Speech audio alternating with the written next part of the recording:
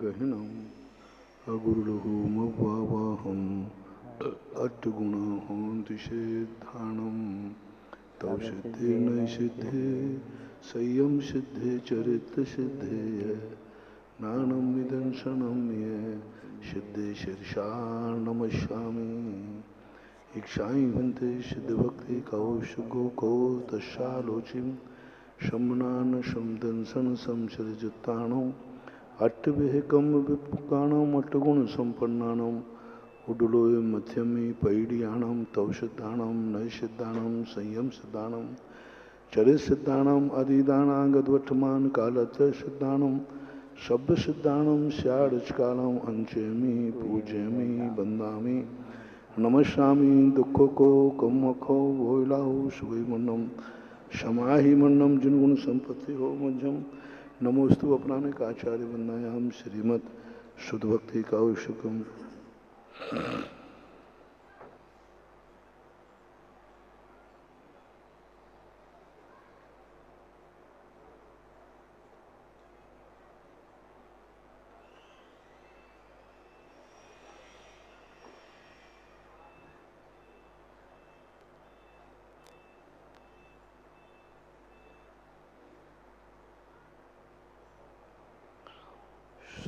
कोटि शतम द्वादश चेवकोट्यो लक्षाणि यशीतित्रधिकानि चैव पञ्चाशदष्टौ च सहस्रसंख्य मे सुदं पंचपदं नमः हरिहन्त भाषयत्तं गणहरदेवे गन्थियं शम्मं प्रणमामि भक्तियुतो शुद्धनानमो वै शीर्षा इक्षाई भन्ते शुद्ध भक्ति कौशिको कौतसालोचिम अंगो वंगो पहिणीय पाहोड परियमे शुद्ध परिमाण ओ गुपुप गए चूलियाए चेव सुत्तथ दुधम कहाइम श्याड़कालम दुखो को कोमखो वोलाहु सुगमन्नम क्षमाहि मन्नम जिनगुण संपत्ति हो मध्यम नमोस्तु अपराने का आचार्य वंदनायाम श्रीमद आचार्य भक्ति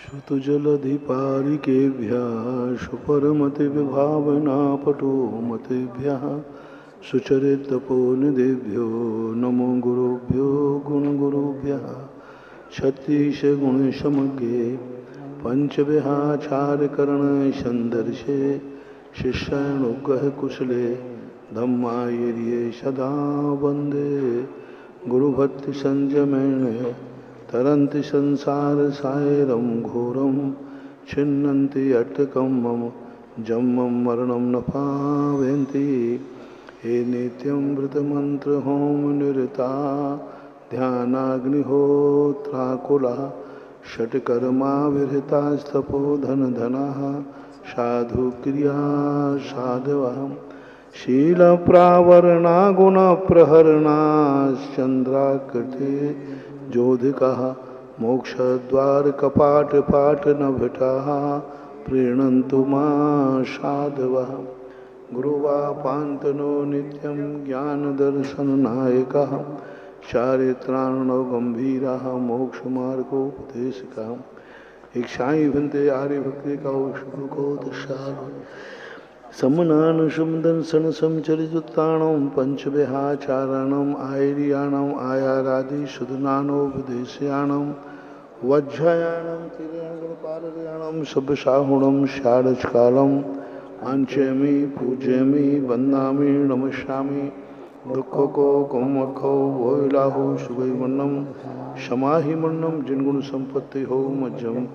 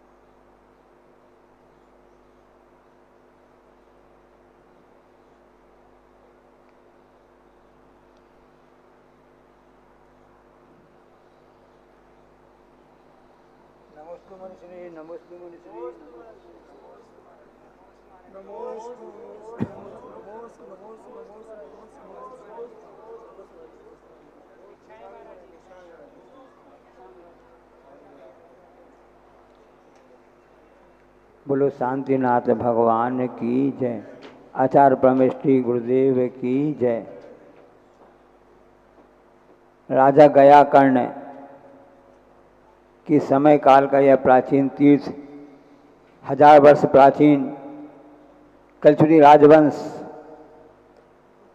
का बहरीबंद यह क्षेत्र जिसका 2 वर्ष पहले पूज्य मुनिपुंगा सदस्य महाराज जी ने नाम दिया है चमत्कारोदय, वहाँ से यह जिज्ञासा समाधान आपके सामने। प्रथम प्रश्न अर्पिता जैन थांदला से। नमोस्तु गुरुदेव। आचार्य समंतबद्ध स्वामी ने अनेकांत में अनेकांत की सिद्धि कैसे की है? अनेकांतोपनेकांतः, अनेकांतमयी वस्तु ही है ऐसा नियम नहीं है। वस्तु एकांतमय भी है, क्योंकि जब किसी पर्याय विशेष को हम मुख करते हैं, जैसे हम मनुष्य ही हैं, अब ये अनेकांत कहाँ रहा? मैं मुनि ही हूँ, अनेकांत कहाँ रहा? तो अनेकांत की जब सिद्धि होती है, जब किसी विवक्षा विशेष को हम करते हैं, जब वस्तु का नए सापेक्ष कथन करते हैं, तो नए सापेक्ष कथन एकांत रूपी होता है। इसलिए वस्तु अनेकांतमयी वस्तु है।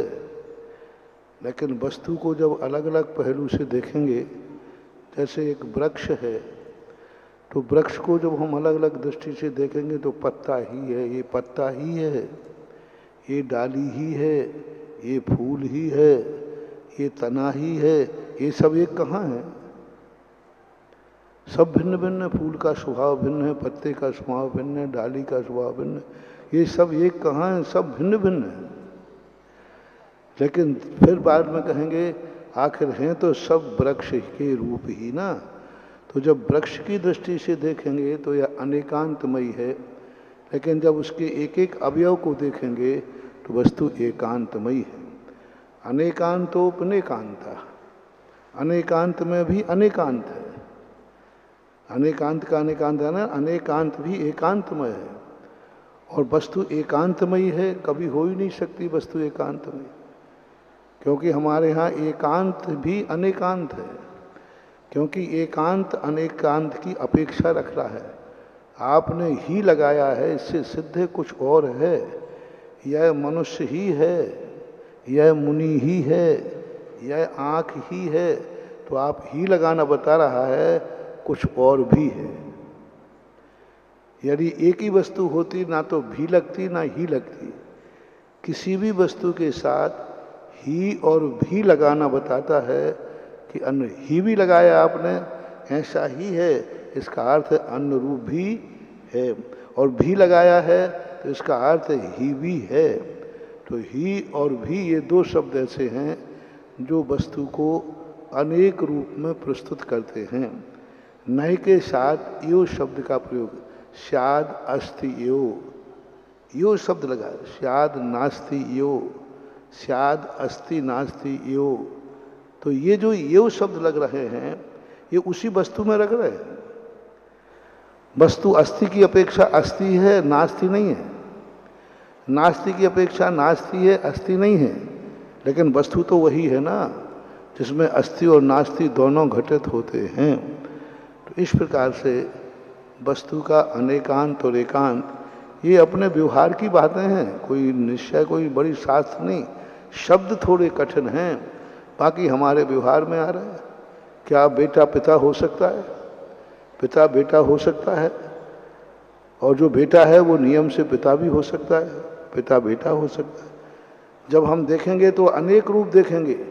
जब एक की अपेक्षा करेंगे तो बेटे की अपेक्षा ये मात्र पिता ही है, अन्य नहीं है। बेटे की अपेक्षा पिता ही है। जब उस व्यक्ति की अपेक्षा देखेंगे तो वो बेटा भी है, पिता भी है, मामा भी है, भांजा भी है। तो ये कहलाता है अनेक। एक वस्तु जब दूसरे के सापेक्ष करेंगे तो वस्तु एकांतमयी हो जाती है। जब वस्तु को स्वचतुष्टय से जब देखेंगे अपेक्षा से, तो वही वस्तु अनेक रूप देखने में आती है, ऐसा मानना चाहिए। अनेकांतोपनेकांता प्रमाण नय साधना, कितनी बड़ी बात कही देखो। अनेकांतोपनेकांता प्रमाण नय साधना, अनेकांत भी अनेकांत है, कैसे करेंगे? प्रमाण नय साधना। प्रमाण और नय को साधन बनाकर, यानी उनको आलम्बन लेकर के प्रमाण और नय की अपेक्षा, प्रमाण की अपेक्षा देखेंगे तो वस्तु अनेकांतमयी है, नय की अपेक्षा देखेंगे तो वस्तु एकांतमयी है। प्रमाण नय साधना अनेकांतोपनेकांता, ये ऐसा मानना। इसके लिए आचार्य का एक दोहा भी है ना, ही से भी की ओर हो बड़े चढ़े हम लोग, वो अलग है, वो आगे तीन हो। वो एक व्यवहारक नैतिक है, सब लोग अच्छी तरह चलो, वो यहाँ घटित नहीं होगा, क्योंकि यहाँ तो 63 भी उतना ही महत्वपूर्ण है जितना 36 नहीं होगा तो 63 तक नहीं पहुँच पाओगे, और 63 नहीं होगा तो लड़ेगा कौन? जब दोनों पहले मिलेंगे तभी तो लड़ेंगे, जब दोनों मिलेंगे ही नहीं, जब तक दो बर्तन इकट्ठे नहीं होंगे तो आवाज कहाँ से? आवाज आई है ना, दो बर्तन वहाँ इकट्ठे हुए हैं, तभी इतिहास बनेगा। ब्रह्मचारी श्री कटनी, नमोस्तु महाराज जी, जिन प्रतिमा में नासा दृष्टि से बीतागता तो प्रकट हो जाती है, पर सर्वज्ञता और हितोपदेशी पना कैसे प्रकट होता है?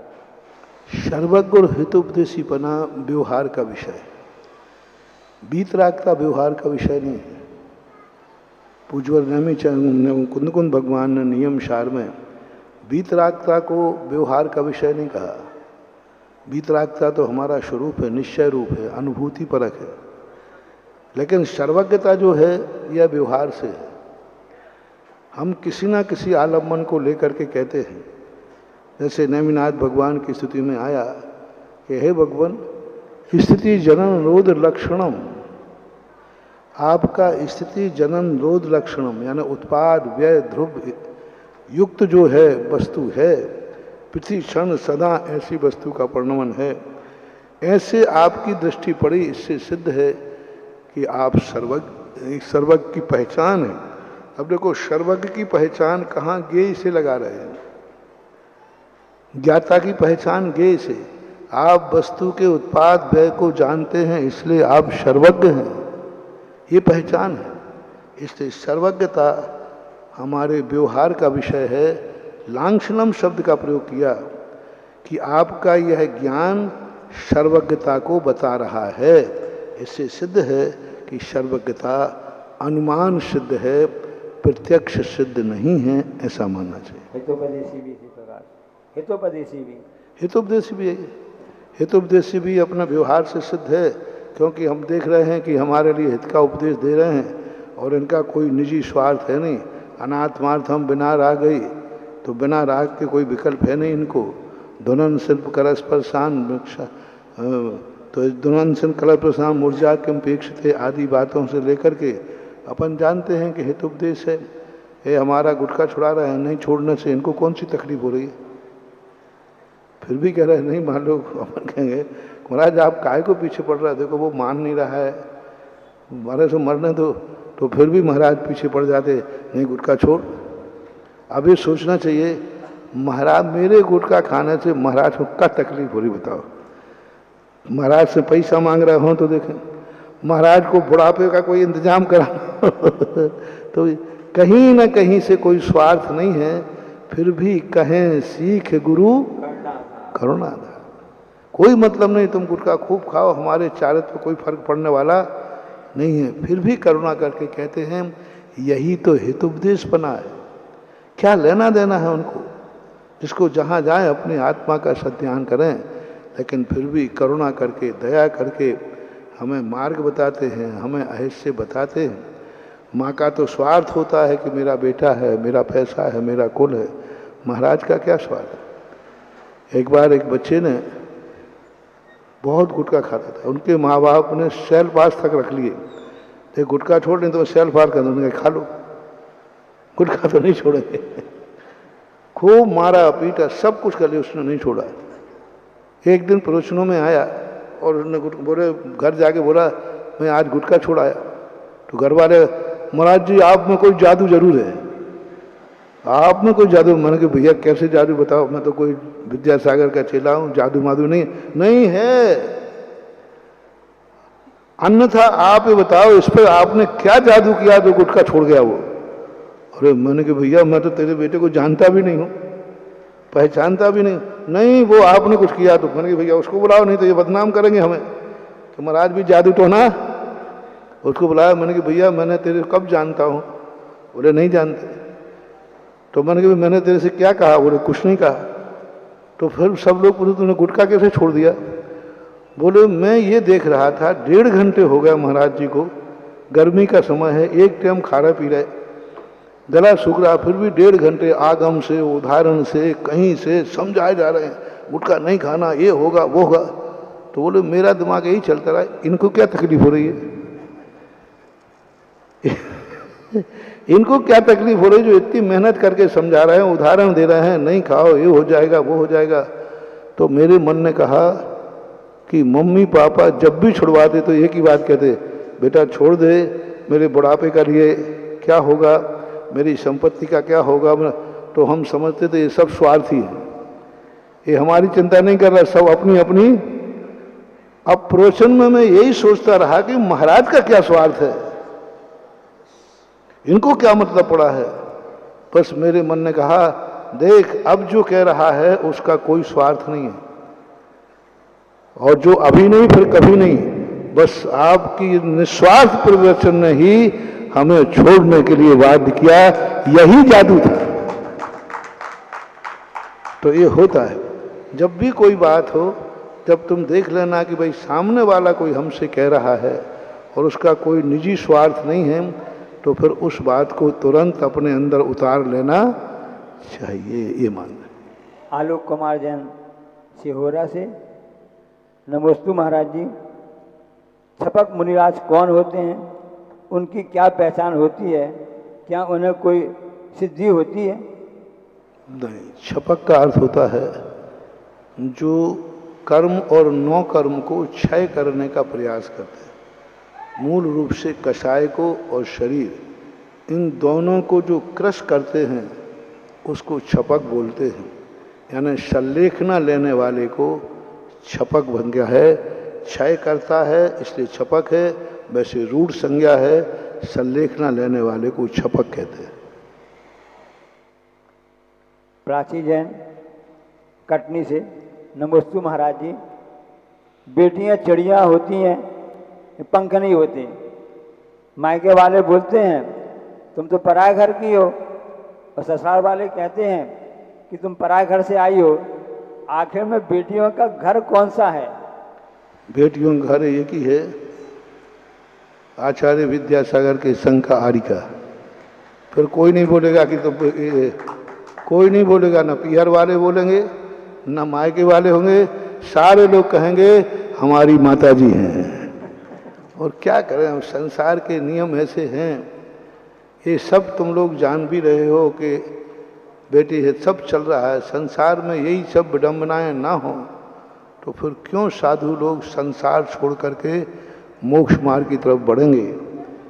या संसार विषय सुख होता तीर्थंकर क्यों त्यागे, काहे खोंस विषादन करते संयम सो अनुरागे। ये सारी विडंबनाएं यदि संसार में नहीं होती तो फिर वैराग का पथ सुनने का मतलब क्या था। ये सारी विडंबनाएं कभी खत्म की नहीं जा सकती, क्योंकि ये प्रश्न भी अनादिकाल से आ रहा है।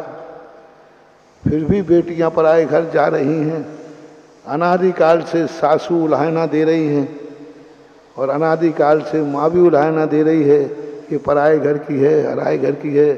कह दो ना माँ से, कैसे कहा आपने पराए घर, मैं जिस घर में जन्मी हूं उसी घर में मरूंगी, हिम्मत है तो कह के दिखाओ। ब्राह्मणी और सुंदरी ने कह दिया, कह के दिखाओ हिम्मत है। नहीं मैं पराए घर की नहीं, कैसे कहा, मैं जिस घर में जन्मी हूं आजीवन में ब्रह्मचर्य व्रत लेती हूं और इसी घर में रहूंगी यहीं मरूंगी। तो ठीक है, फिर काय को पराए घर के कहे। पर ब्राह्मी सुंदरी बनना पड़ेगा। नहीं महाराज ब्राह्मी सुंदरी नहीं बने फिर कोई दूसरा उपाय, फिर तो पराए घर के चले जाओ चुपचाप।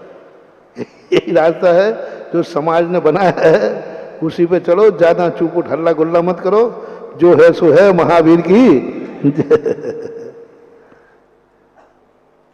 कमलेश जैन इमलिया दमोह से। नमोस्तु महाराज जी। एक कहावत है, एक तरैया पापी देखे, दो देखे चंडाल, तीन तरैया राजा देखे, सब देखे कंगाल। इसका क्या अर्थ है, क्यों लिखी गई? जिसने ये लिखा है उसको आते ही नहीं है, उल्टा है। एक तरैया राजा देखे, दो देखे चंडाल, तीन तरैया पापी देखे, सब देखे संसार। ये है, यानी कथा के मुहावरे भी हमें भी थोड़े आउट हैं। तभी तो सुधार दिया, नहीं तो तुम उल्टा कह देते। तो ये लोक उक्तियां हैं कि एक तरैया राजा देखे, दो देखे चंडाल, तीन। तो ये कोई सिद्धांत नहीं है, यूं है जैसे बच्चे को अपन डराने के लिए कहते थे बाबा ले गया, हवा ले गया, तो ऐसे ही कहावत है। छवि जैन रोहतक हरियाणा से। मैं सप्तम वर्ष की परीक्षा दे रही हूँ। नरकों में तो पाप की बहुलता से शीत व उष्ण योनि होती है, परंतु नरकों की तरह क्या स्वर्गों में भी ऐसी वातावरण होता है क्या? नहीं, समशीतोष्ण होता है, वातानुकूलित होता है, ना वहाँ अति शीत है ना वहाँ गर्मी है, जैसा व्यवस्था चाहिए वैसा ही रहता है। अजित जैन सुसारी धार मध्य प्रदेश से हैं। नमोस्तु महाराज जी। जो निकाचित कर्म क्या होते हैं और कौन से परिणामों से बनते हैं, इनसे कैसे बचें? देखो, शीत उष्ण के संबंध में एक और तुम्हारे लिए प्रमाण देता हूँ। ऊंचाई पर है इसलिए बर्फ है, ऐसी कोई बात नहीं है। देखो, कैलाश पर्वत के ऊपर बर्फ है, लेकिन मेरू पर्वत के ऊपर 1,00,000 योजन है, लेकिन कहीं भी मेरू पर्वत पर बर्फ का उल्लेख नहीं आया, कहीं नहीं आया। यानी ऊंचाई और नीचाई से बर्फ का मतलब नहीं है, वो प्रकृति से ऐसे अक्षांश पड़ जाते हैं जहाँ पर ठंड पड़ती है। माउंट आबू में देखो, 30 किलोमीटर ऊपर पहाड़ है, वहाँ इतनी ठंड पड़ती है। हम मई के महीने में गए, हम शाम की भक्ति छत पर नहीं कर पाए, एक भी दिन। ऐसी कपकपी आ जाती है। और उसी पहाड़ी के 30 किलोमीटर नीचे उतर के आए तो इतनी भयंकर गर्मी कि हम बाहर निकल नहीं सकते, लू लगती है। तो अब वो वहाँ पर जो वातावरण बनता है एंगलों का, उस कारण से सर्दी गर्मी पड़ती है। ऊंचाई और नीचाई से मतलब नहीं रहता। निधत्त निकाचित और निधत्त कर्म क्या होते हैं, कौन से परिणामों से? निधत्त निकाचित कर्म वो कहलाते हैं जब व्यक्ति द्रव्य क्षेत्र काल भव की मर्यादा को भूल करके और इतना उद्दंड उच्छृंखल हो जाता है कि उसे कोई मतलब नहीं है क्या है, मरूं मर जाऊं, मिटूं मिट जाऊं, धर्म मिटे तो मिट जाए, लेकिन मुझे ये कार्य करना है तो करना है। कोई बर्बाद होवे तो हो जाए, मुझे बर्बाद होना पड़े तो हो जाए। द्रव्य क्षेत्र काल की मर्यादा को जो करके हमें जब खाना है तब खाएंगे, चाहे दिन हो चाहे रात हो। यहाँ निधत्त निकाचित कर्म बन जाएगा।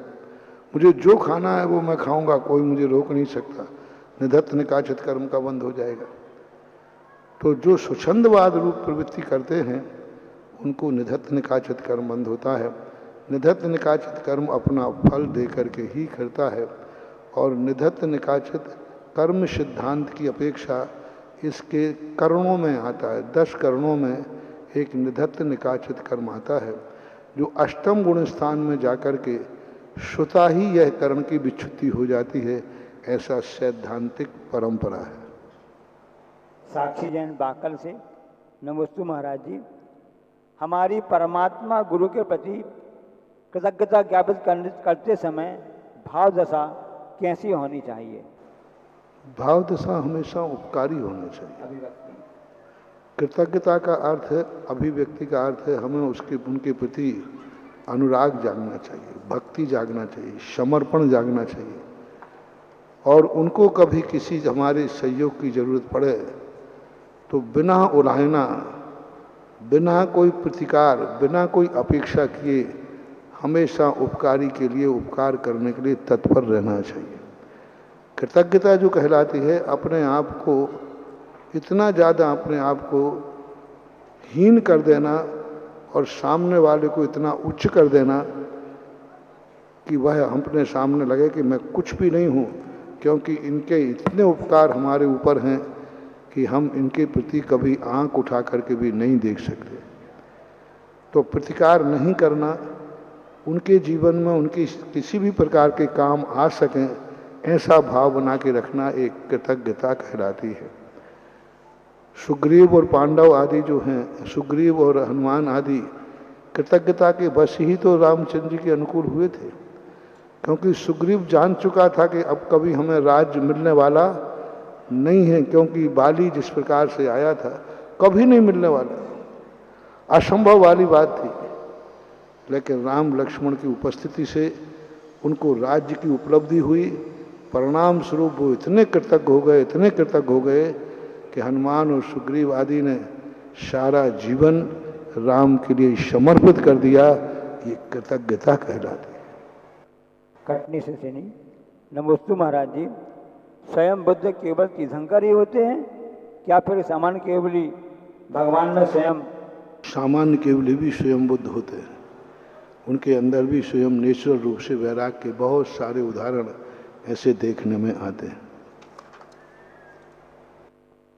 उमा जैन, अशोक बिहार, दिल्ली से। नमोस्तु महाराज जी। अरहंतों के 7 भेद बतलाए हैं। अरहंतों केवल 2-3 कल्याणक वाले होते हैं, समुद्घात, अनुबद्ध केवली और समान केवली। ये जो केवली बताए हैं तो यह भी क्या अरहंतों में होते हैं, उसी में आते हैं क्या? केवली के 2 भेद होते हैं, एक शुद्ध केवली होते हैं और एक केवली होते हैं। शुद्ध केवली अरहंतों में नहीं आते, वे मुनिराज की कोटि में आते हैं, 6ठे 7वें गुण स्थानवर्ती होते हैं। और जो अनुबद्ध केवली, मूक केवली, उपसर केवली, ये सब आते हैं, ये सब अरहंत भगवान में ही आते, जैसे भरत, बाहुबली। दिनेश राठौर, थड़ोर, सिंगोली से। नमोस्तु महाराज जी। बीजाक्षर और मंत्र में क्या अंतर है, दोनों की महिमा के बारे में? बीजाक्षर ध्यान का विषय होता है और मंत्र जो है जाप का विषय। मंत्र किसी अपेक्षा से भी फेरा जा सकता है, मंत्र सिद्धि के लिए भी होता है, और बीजाक्षर मात्र ध्यान के लिए होता है। उसी बीजाक्षर में यदि ओम शब्द जोड़ दिया जाए और नमः शब्द जोड़ दिया जाए तो वही बीजाक्षर मंत्र बन जाता है। सपोज कीजिए ह्रीम बीजाक्षर है, अब ह्रीम बीजाक्षर है तो ये बीजाक्षर ही है, जाप नहीं है, मंत्र नहीं है अभी। अब उसको जोड़ दिया ओम ह्रीम नमः, ओम ह्रीम नमः, ओम जुड़ गया, नमः जुड़ गया, तो वही ह्रीम मंत्र बन जाता है। बीजाक्षरों से मंत्र बनते हैं, लेकिन उनके साथ में, मंत्र के साथ में आगे कोई सपोर्ट करने वाला हो और पीछे समर्पण हो। मंत्र की सबसे बड़ी विशेषता होती है समर्पण। जितना ज़्यादा हम समर्पण करेंगे मंत्र उतना सिद्धिदायक होगा। ऐसा संकल्प कर लिया कि इस मंत्र के लिए मुझे मरना पड़े तो हम मरने को तैयार हैं, जैसे अंजन छोड़। तो इसलिए नमः पे समाप्त होता है। बीजाक्षर के लिए मरना जीना कुछ नहीं, हमें कुछ नहीं, मात्र उसका ध्यान करना है, एकाग्र, कंसंट्रेशन ऑफ माइंड। अपने मन को उस पर टिका दो, बस कुछ नहीं करना, कुछ सोचना नहीं, मात्र कंसंट्रेट होना है बस। तो इस प्रकार के बीजाक्षरों का हम साधु लोग ध्यान करते हैं। आपको शांत बीजाक्षर मंत्रों से भी ज़्यादा पावरफुल होते हैं, बहुत पावरफुल होते हैं, क्योंकि जैसे ही आगे पीछे जो सब लगाए उनका पावर कम हो जाता है। जैसे शांति धारा में जो बीजाक्षर हैं बहुत पावरफुल बीजाक्षर, हे हम बम बम मम मम सम सम तम तम, इनको साधन शक्ति मत समझना मानवा, बहुत शक्ति है। एक बम बम बम बम में, एक बम में इतनी शक्ति है कि संसार के सारे मंत्रों को एक तरफ रख दो और अकेले बम सम हम की बीजाक्षर की शक्ति एक तरफ रख दो, बीजाक्षर की शक्ति अनंत गुणी ज़्यादा होती है मंत्र से भी। इसलिए साधु जब ध्यान में बैठता है जाप का आलम्बन नहीं लेता है, बीजाक्षर का आलम्बन लेता है। और बीजाक्षर में किसी जाप में ताकत नहीं है कि वो कर्मों को क्षय कर सके। लेकिन जो मंत्राक्षर, जो बीजाक्षर हैं, उनमें इतनी ताकत है कि कर्मों का क्षय करके मुनि को अरहंत बना देता है। जाप से, मंत्र से आज तक कोई मुनि अरहंत नहीं बने, लेकिन जितने मुनि से अरहंत बनते हैं वे सब बीजाक्षरों से बनते हैं और बीजाक्षरों का ध्यान करके बनते हैं। खांडा से अर्पिता जैन। नमस्ते महाराज जी। जैसे भक्तांबर स्तोत्र का विधान होता है तो ऐसा स्वयं स्तोत्र का भी विधान होता है, क्यों नहीं है? भक्तियां हैं, भक्तियों को तो आप विधान के रूप में किसी भी रूप में ले लो, स्तोत्र के रूप में ले लो, पूजा के रूप में ले लो, लेकिन भक्तियों को ही लो। समय सार विधान मत बना देना।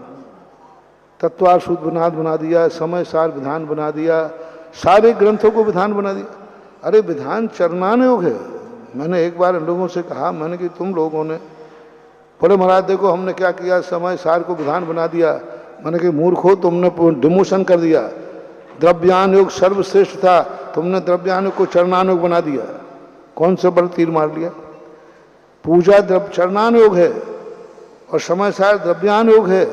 समय सार की पूजा हो सकती है, समय सार पूजा नहीं हो सकता है। अंतर समझना।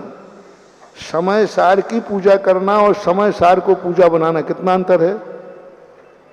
पूज्य की पूजा होती है, पूजा टेबल पर बैठती है, पूज्य सिंहासन पर बैठता है। तो समय सार की पूजा हो सकती है, तत्वार सूत्र की पूजा हो सकती है, लेकिन तत्वार सूत्र पूजा नहीं हो सकती। पंच परमेष्टि की पूजा हो सकती है, लेकिन पंच परमेष्टि पूजा नहीं हो सकती। पूजा तो क्रिया है, भक्त के द्वारा की हुई। पूज्य को पूजा बना दिया लोगों ने, सठखंड का विधान बना दिया, तत्वार सूत्र विधान बना दिया। इतना अनर्थ किया, इतना अनर्थ किया है, और लोग करने लगे। सारे अनुयोगों को चरणानुयोग में लाके पटक दिया। उसी समय सार की महिमा के लिए हम पूजा बना सकते हैं, पूरी पूजा बना देंगे। समय सार में ये है, समय सार में ये, वो महिमा कहलाती है। लेकिन गाथा टू गाथा उसको पूजा बनाना, ये द्रव्यानुयोग को चरणानुयोग करना बहुत बड़ा अनर्थ है। सभी लोगों से, महानुभावों से प्रश्न आया तो कहना है किसी ग्रंथ के नाम का विधान मत बनाओ, तत्वार सूत्र की पूजा बनाओ, तत्वार सूत्र पूजा का मत कहो। समय सार की पूजा है, समय सार पूजा नहीं है। प्रवचन सार की पूजा है, प्रवचन सार पूजा नहीं है। गुरु की पूजा है, गुरु पूजा नहीं है। ऐसा अंतर समझना चाहिए। और ऑफलाइन जिज्ञासा समाधान के लिए प्रमोद जी कटनी।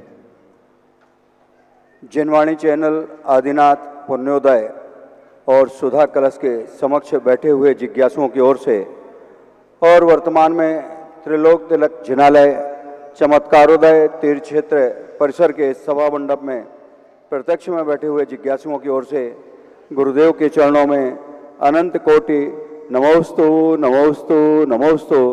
क्षुल्लक त्रय के चरणों में इच्छामि इच्छामि इच्छामि। आज जिन्होंने इस पुण्य धरा पर अपने पुण्य को और आगे बढ़ाते हुए अपने जीवन में धर्म की जो ध्वजा फहराई है, ऐसे महानुमा आहार दान पुण्यार्जक जिन्हें आज आहार दान देने का सौभाग्य प्राप्त हुआ और उन्होंने अपने कुबेर का भंडार खोलते हुए 1,11,000 रुपये के माध्यम से एक आधारशिला रख के इस मंदिर की नींव से जुड़े हैं। ऐसे अरुण कुमार जी, शालिनी, अक्षता जी, अजय जी, सिंघई परिवार, निवार पहाड़ी, अनिल, दीपा, अठिया आदि जैन समस्त परिवार ने आज 1,11,000 रुपये की राशि दान में निकालकर इस मंदिर के आधारशिला से जुड़ते हुए अपने आप को कृतकृत किया है। और उन्हीं परिवार से एक पेंडिल स्वर्ण का लगभग 5 ग्राम का दान देने की उनने भावना करी है। 11,000 रुपये की राशि उनके साले साहब ने भी यहाँ पर आहार दान दिया और उनका भी थोड़ी थोड़ी भंडार खुला। 11,000 रुपये की राशि से उनने इस मंदिर जीर्णोद्धार में, मंदिर निर्माण में अपनी चंचला लक्ष्मी का उपयोग किया। 11,000 रुपया उन्हीं परिवार से साधना, अशोक कुमार जैन, संयम, कमला जैन औषधि दान के रूप में उन्होंने 11,000 रुपये की दान राशि यहाँ पर प्रेषित की है। 51,000 रुपये संजय जैन, वाइफ आप संगीता जैन, सुपुत्र संचित जैन, अंकित जैन सा परिवार कृष्णनगर दिल्ली वालों ने आज शांति धारा करके अपने जीवन को कृतकृत किया है। और 1,11,000 रुपये की राशि से डॉक्टर विनोद जैन, पूर्व CMO श्रीमती मीना जैन, संरक्षक सदस्य हेतु इन्होंने चेक हमें प्रदान किया है। आ जाएं डॉक्टर साहब, वो अपने हाथ से चेक कमेटी को सुपुर्द कर दें। 1,11,000 रुपये के माध्यम से श्री सुरेश चंद जी जैन, प्रवीण जैन, उषा जैन, राजा खेड़ा धौलपुर, इन्होंने भी एक आधारशिला रखते हुए इस मंदिर निर्माण में अपनी आधारशिला रखी है।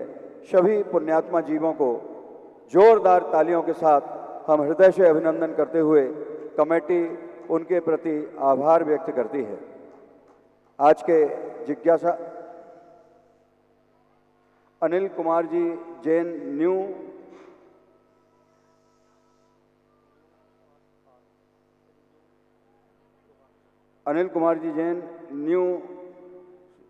स्वराज ब्रदर्स खजूरी बाजार इंदौर, इन्होंने 31,000 रुपये की राशि मंदिर निर्माण में दी है। इनकी भी हम बहुत बहुत पुण्य की अनुमोदना करते हुए उन्हें भी हृदय से बधाई देते हैं। 11,000 रुपये।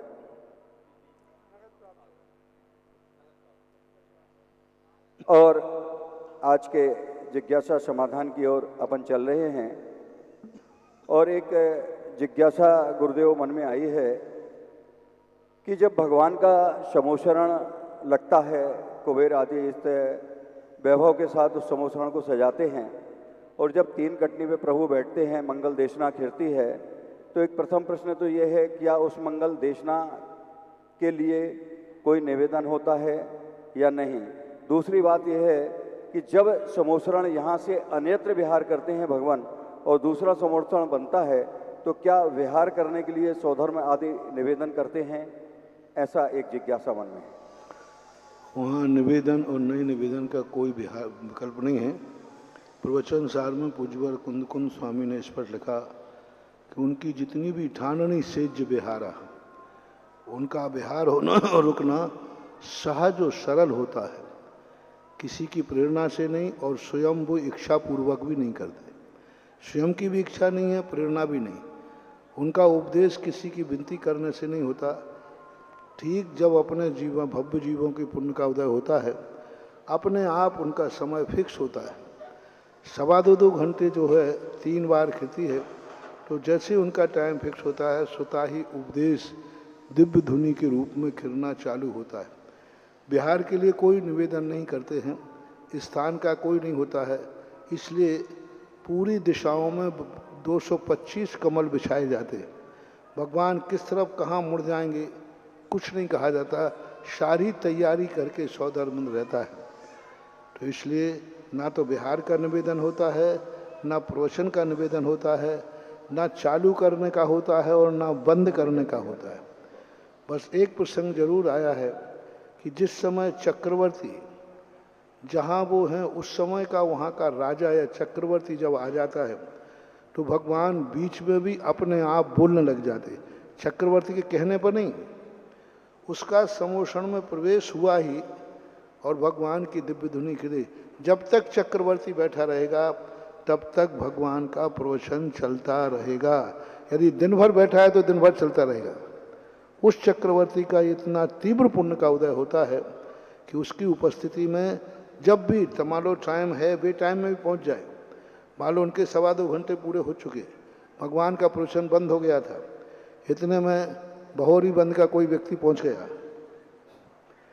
कि महाराज भगवान 2 उपदेश सुना दो, हम बहुत परेशान थे, अस्पताल में भर्ती थे, समय से नहीं आ पाए। कुछ नहीं, कोई एक शब्द ही बोलने वाला नहीं। और देवता लोग चुप बैठ, बोले साहब सुनवा दो, देखो फिर पता नहीं हम लौट पाएंगे कि नहीं लौट पाएंगे। कुछ नहीं सुनवाई, नहीं समय पे आइए जो समय है। और उसी समय चक्रवर्ती आ गया, कोई कानून नहीं, कोई नियम नहीं, भगवान बिना बोले ही अपने आप बोलना चालू हो जाए। एक जो वीआईपी व्यवस्था शास्त्रों में दी है चक्रवर्ती के लिए, वो एक बहुत विशेष है, बाकी सब उनका नियम है, नियोग है। जिज्ञासा के लिए तैयार रहेंगे विनोद कुमार जी जैन, ललितपुर, अनन्य गुरु भक्त, और इनकी ऐसी अनन्य भक्ति है कि ये जब तक 2-4-6 दिन में गुरु के दर्शन न कर लें, इनके अंतरंग में परिणाम बदलते ही रहते हैं और दर्शन करके जो शांतता उन्हें मिलती है, उस कारण ये गुरु जी के साथ साथ अपनी भावनाएं चलते रहती हैं। मेरे इष्ट गुरुदेव के चरण, पावन पवित्र चरणों में अनंतवाद नमोस्तु। महाराज जी के चरणों में इच्छामि, छुल्लक जी के चरणों में इच्छामि। महाराज जी, मेरी जिज्ञासा यह है कि मैं अभिषेक पूजन तो नियम से करता हूँ, लेकिन स्वाध्याय करने में मेरा मन नहीं लगता है, क्या करूँ महाराज जी? और कई लोग ऐसे हैं जिनका पूजा में मन नहीं लगता, स्वाध्याय में नहीं। हाँ, सबकी अपनी अपनी रुचि है, लेकिन फिर भी सभी पेपरों के बराबर नंबर लाना चाहिए। किसी एक पेपर में ज़्यादा नंबर लाएंगे तो पास नहीं हो जाए। फिर भी स्वाध्याय में पूजा नहीं हो सकती, पूजा में स्वाध्याय फिर भी होता है। पूजा में स्वाध्याय इसलिए होता है कि पूजा में जो लिखा हुआ है उस पर यदि हमारा उपयोग टिक गया तो पूजा करते करते भी स्वाध्याय हो जाता है। लेकिन स्वाध्याय करते करते पूजा हो जाएगी नहीं, पूजा करने में पूजा करते करते स्वाध्याय हो सकता है। तो थोड़ा अर्थ की तरफ, उपयोग की तरफ ध्यान रखा लेना, तो पूजा भी हो जाएगी और स्वाध्याय भी हो जाएगी। और है कि महाराज जी, जैसे हम पंच कल्याण के यहाँ खड़े हों या ललितपुर में, तो बाहर और लोकल से कुछ फर्क पड़ता है क्या महाराज जी? बहुत फर्क पड़ता है। अब यहाँ आओ तो 24 घंटे धर्म ध्यान होगा, वहीं गए तो 2 घंटे मंदिर में, 2 घंटे घर पे, और दुकान भी चला लो, सब बहुत अंतर है। एक व्यक्ति अपने घर में चौका लगा रहा है, हमने कहा था ना, एक व्यक्ति क्षेत्र पे जाके चौका लगा रहा है। एक व्यक्ति अपने घर में बैठा हुआ है और एक व्यक्ति इंद्र बना करके बाजार क्षेत्र पे जाके, बहुत अंतर है। अब यहाँ व्यक्ति चौका लगा रहा है तो उसको कितने लाभ हैं? पहली बात तो साधु क्षेत्र पर रुका है, और शहर में रुकेगा तो उसकी साधना तपस्या उतनी नहीं पड़ेगी, तो साधु की निर्दोष चर्या पड़ती है। साधु के रुकने से क्षेत्र का विकास होता है, तो उसका श्रेय चौके वाले को जाएगा, क्योंकि उसके रुकने से साधु रुक जाता है। तो अब जितना विकास क्षेत्र का हो रहा है, इसका भाग का 6ठा भाग उनको जाएगा जो साधु जब क्षेत्र पर रुका है और वहां उनकी आहार चर्या की व्यवस्था बना रहा है, चौके लगा रहा है।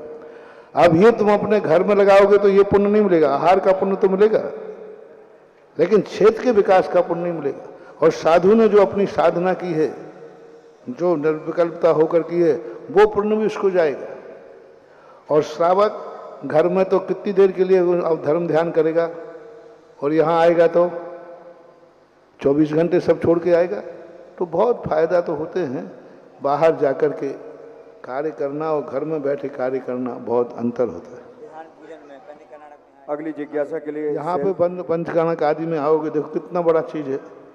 अपने एक तो अतिशय क्षेत्र, दूसरा बहुरी बंद विकसित क्षेत्र, और ऐसी पूजा तुम कर रहे हो, उन भगवान की पूजा कर रहे हो जिन भगवान को प्रतिष्ठित होने के बाद हजारों लाखों लोग हजारों वर्षों तक यहाँ आकर के यात्री आके पूजा करेंगे। देखो तो सही, मैं कई बार कहता हूँ, एक तुमने कॉलोनी का मंदिर बनाया, गांव में मंदिर बनाया, उससे कितने लोग लाभ लेंगे? जितने गांव में हैं या कॉलोनी में है। अब यहाँ पर कितने लोग लाभ लेंगे? दोनों ने एक एक मूर्ति वहाँ बैठा ली, वहाँ 100 घर हैं, तो 100 घर वाले ही लाभ ले रहे, उस मूर्ति में अतिशय उतना ही आएगा। अब क्षेत्र पे किसी ने मूर्ति बैठा ली, इससे कितने लोग लाभ लेंगे? कब तक लेंगे? हजारों सालों तक लेंगे। अब यहाँ की जो प्रतिष्ठा पूजा कर रहा है, यहाँ के इंद्र जो बन रहा है, गांव के इंद्रों में जहाँ तुम रहते हो वहाँ 1000 बार इंद्र बन जाना, और किसी तीर्थ क्षेत्र पर 1 बार इंद्र बन जाना 1000 से भी ज्यादा हो। एक मूर्ति बैठाल देना कॉलोनी के मंदिर में, गांव के मंदिर में, और किसी क्षेत्र पर एक मूर्ति बैठाल देना हजारों लाखों गुना ज्यादा। यहाँ की जो प्रतिष्ठा, क्योंकि यहाँ तीर्थ बन रहा है, ये जगत के लिए बन रहा है। और अभी मैंने जो कहा था, अभी पर्दा तो हटने दो, 16 तारीख को देखना क्या रूप निखरने वाला है। और अब पुराने शांतिनाथ भी वो नहीं दिखेंगे, वो भी ऐसे मरते दिखेंगे, बूढ़े भी जवान। वो तुम लोग कहते ना वृद्ध आदमी, अरे भैया वृद्ध में भी जवानी आ गई। और तुम कह नहीं सकता कोई कि ये वृद्ध महाराज हैं, जर्जरित महाराज हैं, ऐसे के नई मूर्तियों को भी मात करेंगे। तुम देखते तो जाओ। अभी हम थोड़ी सी झलक दी, मैंने कहा अभी बंद रखना, नजर मत लगा देना। क्या हो गया, ये चमक ये दमक गोलो मन मामक है। हाँ, देखना उस मूर्ति का रूप। जब तीनों मूर्तियां एक साथ दर्शन करेंगे, बहुत बड़ी चीज महान भाव, बहुत अंतर है। हर चीज को एक समान द्रव्य, क्षेत्र, काल, भव, भाव को लेकर के अंतर रहता है। पूज्यवर कुंदकुंज स्वामी महाराज ने स्पष्ट उल्लेख किया, बीज एक ही है, लेकिन खेत अलग अलग होने से फसल में अंतर आता है। ये तो साधारण उदाहरण है ना। बीज एक ही है, दोनों खेतों में बोया तो फसल में अंतर आएगा कि नहीं? तो कभी कभी बीज बोई इंद्र है, बोई दान है, लेकिन खेत बहोरी बंद है, अंतर आएगा, बहुत अंतर आएगा। नहीं इंद्र तो कहीं के बन जाओ, नहीं कहीं के कैसे बन जाओ, क्षेत्र का इंद्र बनना, उपज का अंतर पड़ता है। ये कुंदकुंज स्वामी के वाक्य हैं। अगली जिज्ञासा के लिए शैलेन जैन, त्रिकुट, तमिलनाडु, और इसके बाद तैयार रहेंगे आहारदान पुण्यार्जक दीपा जैन, अंजू जैन, पहाड़ी। अत्र पाठ पराजित सभी मुनि राजों को त्रिपुर दिगंबर जैन समाज, तमिलनाडु दिगंबर जैन समाज का बारंबार नमोस्तु। इच्छामी इच्छामी इच्छामी। महाराज जी, महाराज जी, मेरा एक प्रश्न है कि श्वेतांबर जैन धर्म की परंपराओं में कल्प ग्रंथ सूत्र का बहुत महत्व है, तो क्या हमारे दिगंबर जैन धर्म में भी ऐसा कोई कल्प सूत्र ग्रंथ है? यदि है तो वो उसकी विवेचना किस रूप में हमारे दिगंबर जैन धर्म की गई है?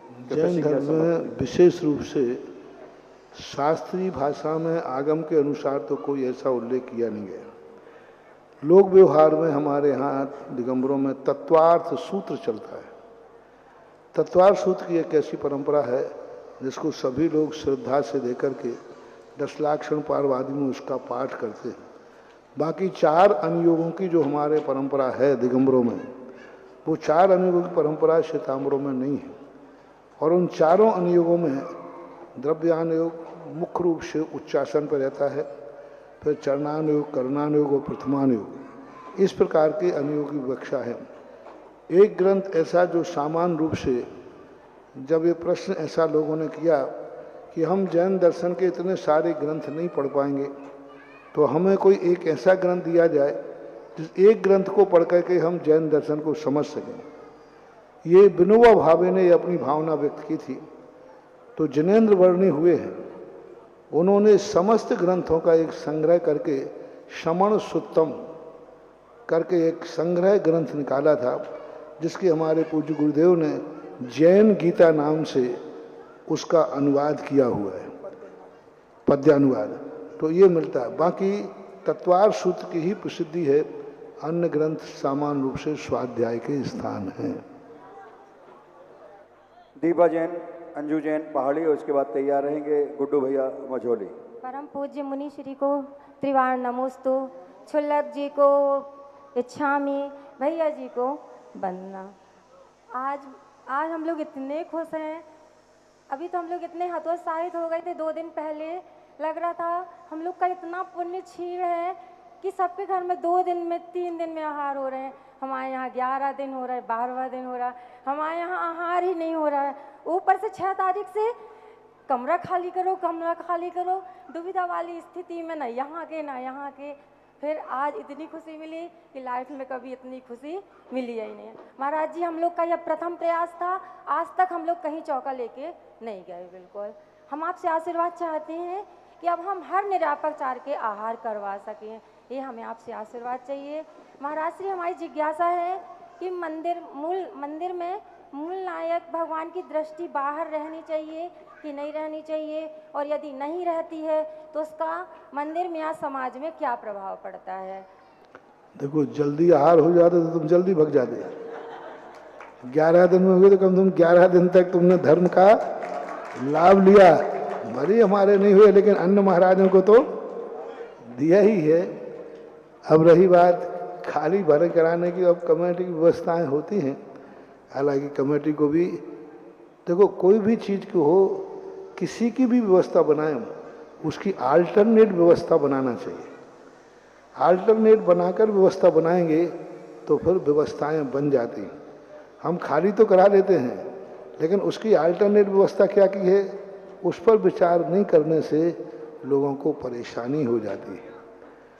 इसलिए, और दूसरी बात है कि मूल नायक की जो दृष्टि है वो बराबर हमारे शास्त्रों में उसका प्रमाण लिखा हुआ है, पूरा भाग लिखा हुआ है। उसी प्रमाण से दृष्टि बनती है, मंदिर बनते हैं, और उनके दुष्परिणाम होते हैं यदि ठीक नहीं है तो। हेलो, आजकल सूतक पातक में भी नहीं हो गया, चालू बोले। सूतक पातक में महाराज जी आजकल ध्यान नहीं दिया जाता है।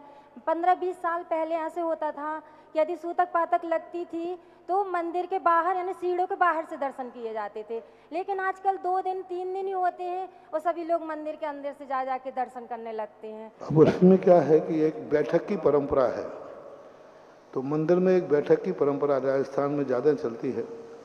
तो जो आंगन होता है मंदिर का, वहाँ तक तीसरे दिन बैठक होती है। तो उन आंगन तक लोग जाते हैं, आंगन में देख करके भगवान के दर्शन आदि कर लेते हैं।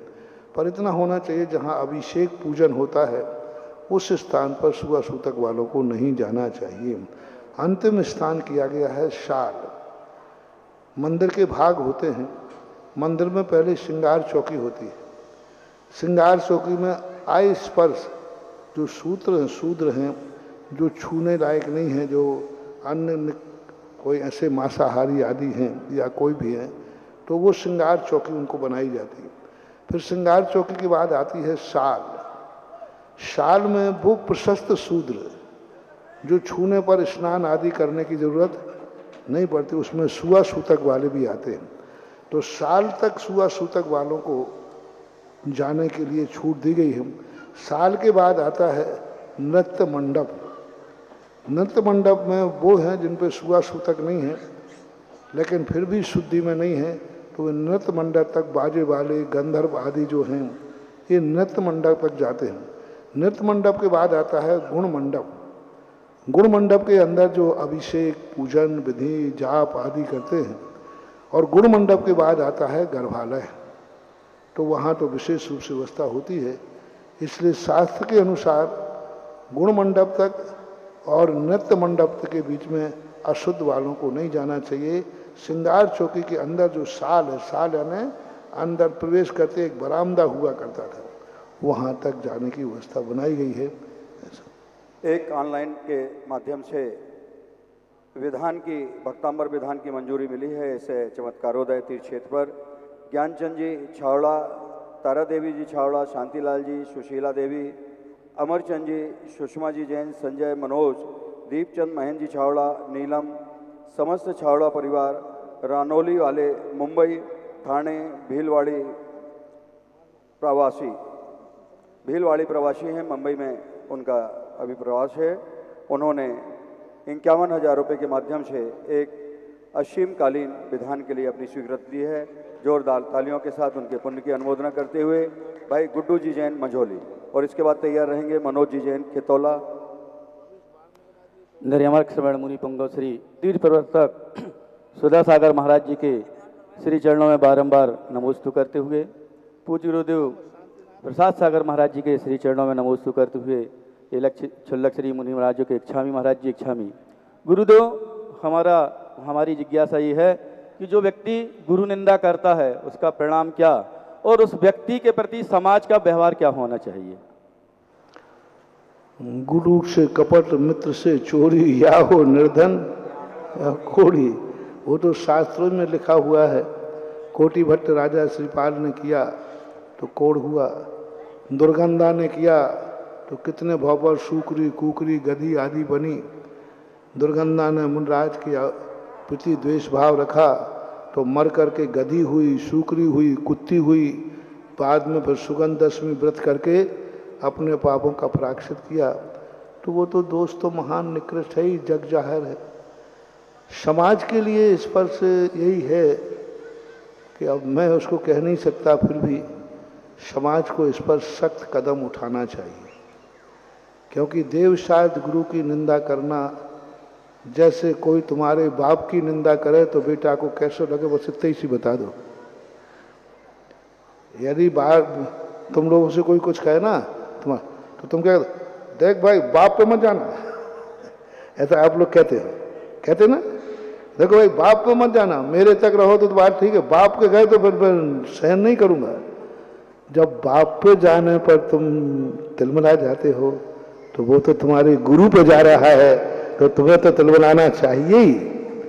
जब बाप के जाने की बात आई तो कहता देख भाई बाप पे मत जाना, फिर हम मर्यादा मांग देंगे, फिर हम आगे पीछा कुछ नहीं देखेंगे, फिर हम छोटे बड़े का भेद सब खत्म कर देंगे, बाप पे मत जाना।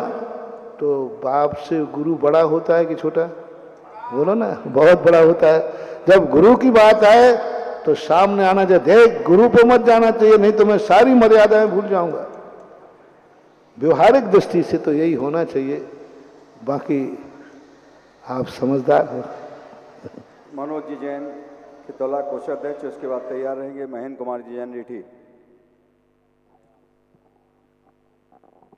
हेलो, गुरुदेव के चरणों में बारंबार नमोस्तु नमोस्तु नमोस्तु। इच्छामी महाराज जी, इच्छामी इच्छामी। गुरुदेव आपके आशीर्वाद से, चमत्कार से कल पंचकर्मा का महोत्सव का मंगलाचरण भी महावीर जयंती के शुभ अवसर पर प्रारंभ होने जा रहा है। गुरुदेव कल मैं सुन रहा था कि आपके मुखाबिंदु से कि आपको ले जाने के लिए लोग बड़े बड़े दान की अपेक्षा रखते हैं कि सामने वाला दानदाता यदि आपके हार हो जाएंगे तो इतना दान दे देगा। आप बोल रहे थे वह गलत है, किंतु गुरुदेव हम लोग बहुत आप उससे आशा करते हैं कि ये कुछ दान दे दे। जो आदमी 1100 रुपये दान नहीं दे सकता है, आपका जो भी प्रभाव हो, तब का प्रभाव हो, जो भी हो, आपके सामने 11 लाख रुपए दान दे देता है। ये देखा ना जी, तो हम लोग की ये हो जाता है कि क्या करें, मजबूरी है कि गुरुदेव के सामने बोलना पड़ता है गुरुदेव, और नहीं बोलेंगे तो आएगा नहीं। और कभी कभी गुरुदेव हम लोग बोली लगवाते हैं शांति धारा अभिषेक की, तो कभी कभी हम लोग कुछ ऐसे शब्द का माहौल बनाने के लिए उपयोग कर देते हैं, तो गुरुदेव के इसमें पाप लगता है क्या? हमने कम्युनिटी को बिल्कुल दोष नहीं दिया, हमने तो अपने दातार को समझाया। नहीं, देखो आप लोग का बस यही है कि प्रसंग देखो, आहार के बाद करने में ऐसा ना लगे। दान तो लेना है, दान की महिमा गाओ, दान की महिमा बताओ, लेकिन उसको ये दबाव न लगे कि शायद मुझे आहार कराने के लिए यह करना पड़ेगा। वो इतना ना डर जाए कि आहार तो देने के लिए वो चौका ही नहीं लगा, भैया चौका लगाएंगे तो। इतना ना डर जाए वो कि वो हमारा कमंडल देने कमरे तक नहीं आवे। जो आज हमने कहा था ना तो वो गायब हो गया, उन्होंने आज किसके हुए, वो आया ही नहीं, क्योंकि वो तो अपन को मर्यादा देखो, कोई भी चीज का हो, कहने में कोई बाधा नहीं, कहते ही है, आपसे में कहना भी चाहिए, कोई बाधा नहीं, लेकिन एक इतना अच्छा है कि उसको खुशी खुशी हो, मतलब उसको ऐसा नहीं लगे कि ये मुझे दबाया। और देखो बाबू, ज्यादा जबरदस्ती का दिया हुआ दान आता नहीं है। ये जो बड़ी बड़ी बोलियां बुलवाते जबरदस्ती, तो बाद में वो भी कहते थे हम क्या करें, जबरदस्ती महाराज के सामने बुलवा दिया, हमारी शक्ति नहीं थी। आप देखो बड़े बड़े क्षेत्रों में बड़ी बड़ी बोलियां सब पड़ी रह जाती हैं, आती नहीं फिर वो। तो हमें सामने वाले की हैसियत देखना है और उसको इतना मोटिवेट करो कि वो स्वयं से हर्ष से कहे कि होना चाहिए। गुरुदेव राजस्थान तरफ से प्रतिदिन शांति धारा की आपके भक्त लोगों की बोली आती है, और इस दान में तो आपके बहुत भक्त राजस्थान में आएंगे, बुंदेलखंड जरूर पीछे है गुरुदेव। नमस्ते गुरुदेव। महाराज श्री प्रसंग याद आ गया, कुंडलपुर में हम मालबाजार सब लोग चौका लगाए हुए थे और आचार्य भगवंत के आहार हुए। उस समय कुंडलपुर निर्माण की भूमिका शुरू हो गई थी और एक खंबे की राशि 2 लाख रुपए निछावर राशि रखी थी। मालगुजार के यहाँ आहार हुए और पूरी कमेटी आ गई कि हमें एक खंबे की राशि 2 लाख रुपए आपसे चाहिए। उस समय 2 लाख रुपए की काफ़ी वैल्यू थी। मालगुजार कहने लगे भैया मेरी हैसियत नहीं है, मैं नहीं दे पाऊँगा इतना। तो अब प्रोत्साहन की बात बता रहा हूँ कि आचार्य भगवंत बैठे थे तो कहने लगे अब बड़े बाबा को लेने हुई तो ले हैं तुमसे। बस इतना शब्द उनने बोला है। मालगुजार ने कहा हमारी पोस्ट ऑफिस में एफडी है 2 लाख रुपया की, वह पूजे वाली हम दे रहे हैं। नहीं तो ऐसा व्यवहारिक दृष्टि से कहने करने में कोई बाधा नहीं है, बस एक भाव है कि उसको ऐसी व्यवस्थाएं होना चाहिए। मतलब आचार्य भगवंत की वो प्रेरणा कि यदि बड़े बाबा को लेने हुई है तो भी ले लें। ले लो बड़े बाबा। चलिए तैयार रहेंगे। नमोस्तु महेंद्र गुरुवर, भैया। नमोस्तु महाराज जी, इच्छामी महाराज जी। महाराज जी मेरी जिज्ञासा ये है कि हम जैन लोग खेती किसानी करते हैं और खेती किसानी करने में महाराज जी हम लोग यदि कीटनाशक दवाई का उपयोग करते हैं और उससे जो कीटाणु इल्ली या वो उनका क्षय होता है महाराज जी, तो हम लोगों को क्या दोष लगता है, करना चाहिए, उचित है कि अनुचित? कुछ चीज़ें महाराज से पूछ के उपद्रव में मत फंसो। हाँ देखो, एक व्यक्ति ट्रेन में गाड़ी में जा रहा था तो उसको वहाँ लिखा था धूम्रपान वर्जित है। तो उसने वो ईमानदार था, हो सकता है रीठी के ही हो। उसने पूछा, बोले साहब मुझे बहुत जोर से तलब लग रही, बीड़ी पी लूं? तो ड्राइवर कंडक्टर, नहीं पी सकते, क्या लिखा है? बोले साहब देखो पी लेने दो, मुझे बहुत तलब लग रही है। मना कर दिया। थोड़े बाजू वाला पी रहा है तो बोले वो बिना पूछे पी रहा है।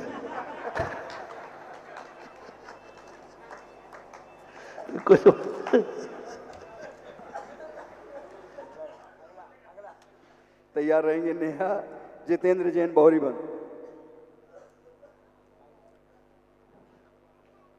और इसके बाद आरती के लिए तैयार रहेंगे आज के आहार दान पुण्यार्जक परिवार।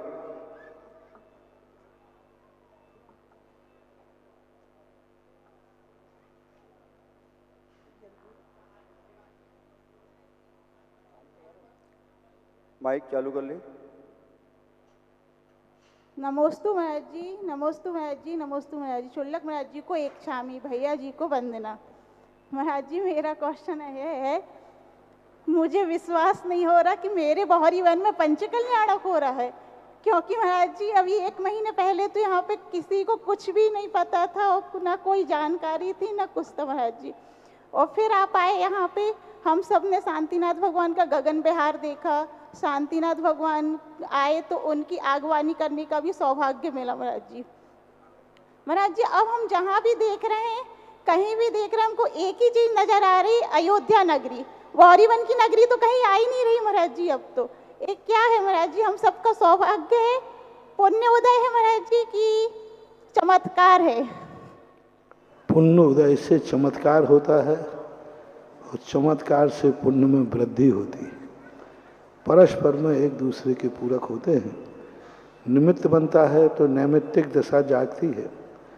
कुछ चीज़ें ऐसी हैं जो नैमित्तिक ही होती हैं, निमित्त मिलने पर ही वो भाव बनते हैं। तो ये तीर्थ है, ये पंचकल्याणक है, ये निमित्त बनता है। इस निमित्त से लोगों के कितने परिणाम सुधरेंगे, कितने विकल्प को लोगों के लिए अशुभ से टलकर शुभ की तरफ आएंगे, ये सब दोनों एक साथ चल रहे हैं। कल के कार्यक्रम इस प्रकार रहेंगे। संत शिरोमणि आचार्य गुरु और विद्यासागर जी महाराज के आज्ञानुवर्ती परम शिष्य तीर्थोद्धारक निर्यापक श्रवण मुनि पुंगव सुधा सागर जी महाराज शासंग और निर्यापक श्रवण श्री प्रसाद सागर जी महाराज शासंग के निर्देशन में 6 बजे से यहाँ पर शांतिधारा अभिषेक आदि की क्रियाएं मंगलाष्टक शुरू हो जाएगा।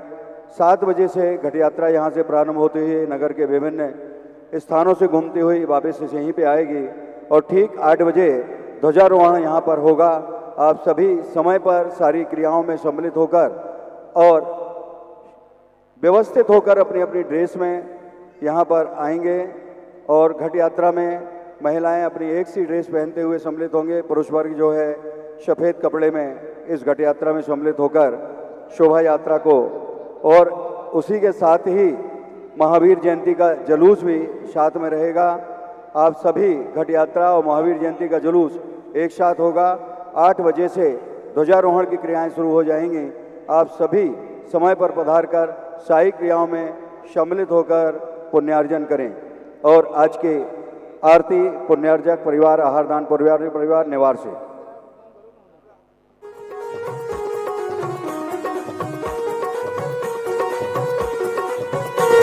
आरती के बाद मंगल देशना मुनि श्री वर्णी जी महाराज की इसी परिसर से होगी।